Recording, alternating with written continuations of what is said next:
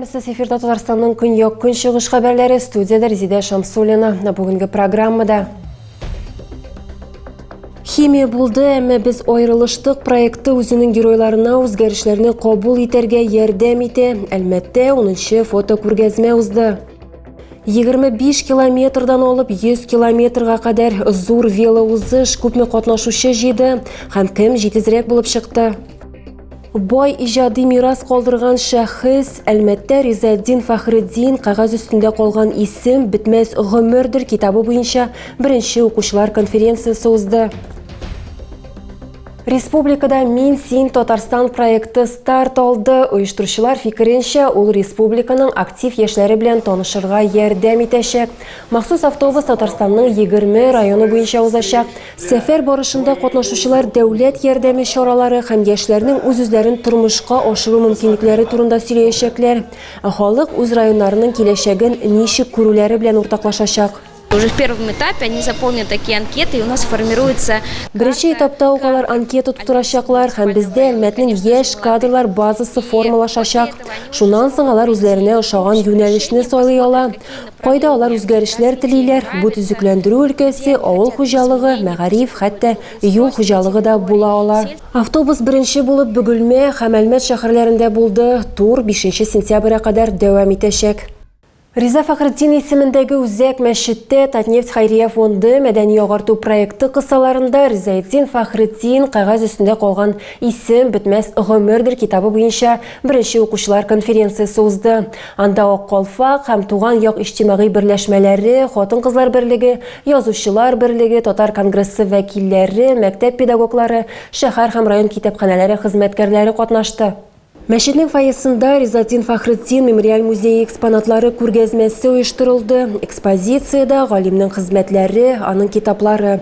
Төп урынны Ризаэддин Фәхретдин кагаз өстендә калган исем бетмәс гомердер дигән китап алды. Ул танылган эшлекленең эшчәнлеге һәм мәдәни мирасы турында сөйли. Мы хотим приблизить наше население к назиданиям Ризаэддина Фәхретдина. Без халыкны Ризаэддин Фәхретдинның үгет-нәсихәтенә, аның иҗади мирасына якынайтырга телибез. Кешеләр Риза Фәхретдинның кем икәнен белсеннәр өчен. Бу хакта конференциянең үзендә дә сөйләштеләр. Җыелганнар алдында 6 спикер чыгыш ясады. Алар арасында китапның авторлык коллективы һәм аның фәнни мөхәррире.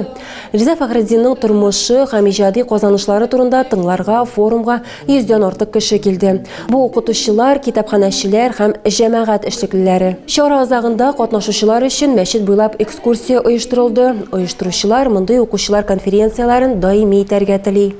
Колония хезмәткәрләре бюджет һәм муниципаль предприятияләрдән заказлар алачак. Төзәтү учреждениесенең җитештерү мөмкинлекләре турында башкарма комитет җитәкчесе белән очрашуда фикер алыштылар.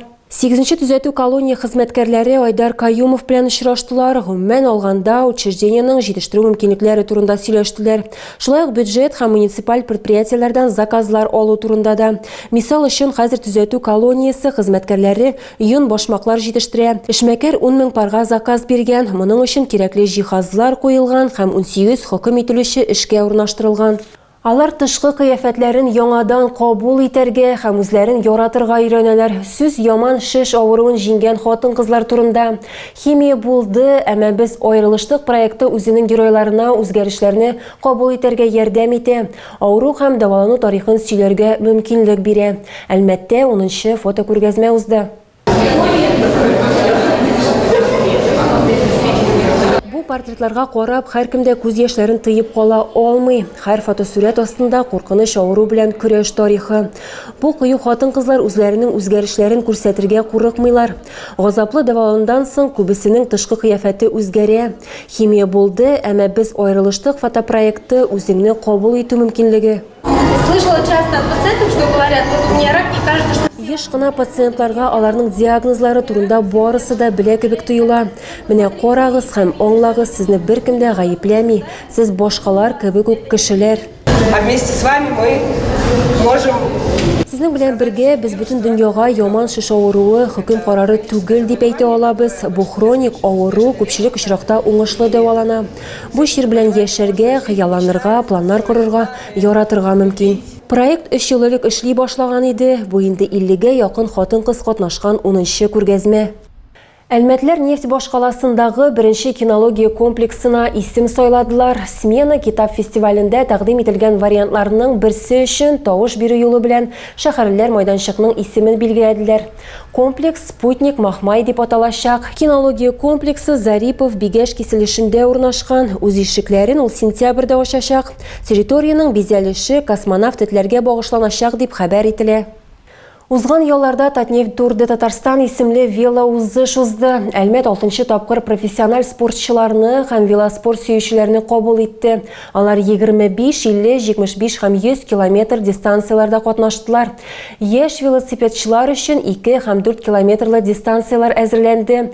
Лидерлык өчен илнең төрле төбәкләреннән 350-дән артык спортчы көрәште. 3, 2, 1, Старт һәм финиш бер ноктада шәһәр пляжы янында урнашкан. Әлмәттә велоузыш инде 6-нчы тапкыр уза.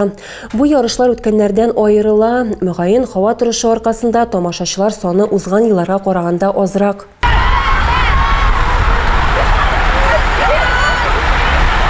Әмма яңгыр һәм җил спортчыларга комаучауламый, киресенчә ярдәм итә. 25 километрлы дистанция лидеры Роман Рязанов шулай дип саный. Ир-атаны 37 минут эчендә узган, спорт белән ул гомер буе шөгыльләнә. В этот раз мне далось легче, чем в прошлом году. Бу юлы миңа узган елга караганда җиңелрәк бирелде. Узган елны тәҗрибәсезлек аркасында хата ясадым. Елга бер тапкыр катнашасың, трассаны онытасың. Роман Рязановтан бер генә минутка соңрак финишка Александр Леонтьев килде. Ул алтын медаль иясе кебек үк хәвәскәр спортчы.